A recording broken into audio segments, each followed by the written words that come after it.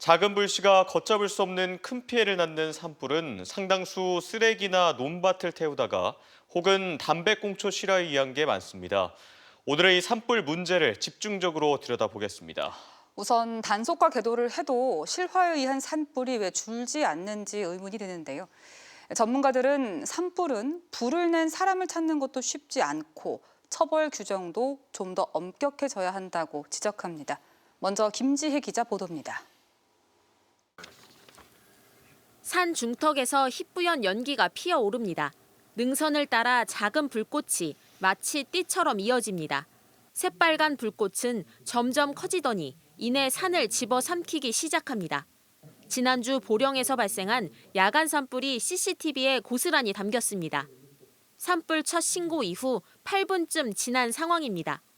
소방당국은 누군가 무심코 버린 담배꽁초에서 불이 시작된 것으로 보고 있습니다.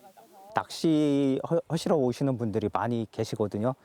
그분들이 이제 잠깐 산에 올라가가지고 그렇게 해서 이제 발생이 됐을 그런 가능성이 있다고 저희는 판단을 하고 있습니다.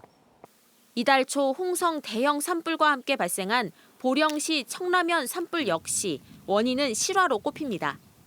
보령시는 주민이 농산 폐기물을 소각하다 불이 산으로 번진 것으로 보고 있는데 이 불로 가옥 등 건물 12채가 소실됐습니다.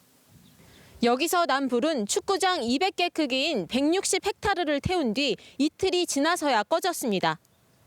유난히 건조한 올해 벌써 456건의 산불이 발생했습니다. 지난해 같은 기간보다 36건 많습니다. 축구장 5,200개에 해당하는 4,300여 헥타르가 재로 변했습니다. 막대한 산림에 삶의 터전까지 잿더미가 되곤 하지만 불을 낸 사람이 검거된 경우는 지난 10년간 평균 산불 발생 건수의 40%에도 못 미칩니다. 산불이 격하게 발생하면 다 소각돼 가지고 흔적이 거의 안 남는 경향이 있잖아요. 그러니까 산불의 원인을 찾기가 그다지 쉽지는 않죠. 때문에 처벌 규정을 더 엄격하게 하고 소각 행위를 차단할 감시와 관리 기능도 강화해야 한다는 목소리가 나옵니다. MBC 뉴스 김지혜입니다.